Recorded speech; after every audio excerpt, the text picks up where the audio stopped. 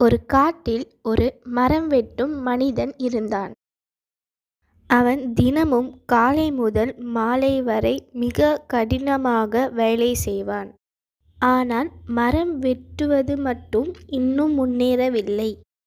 அருகில் இருக்கிற ஒரு முதியவர் கேட்டார், "உன் கோடாரியை கடைசியாக எப்போ கூர்மையாக்கினாய்?" அதற்கு அவன் சொன்னான், "எனக்கு வேலை அதிகம், அதனால் எனக்கு நேரம் கிடைக்கவில்லை" என்று சொன்னான். முதியவர் சிரித்தார்.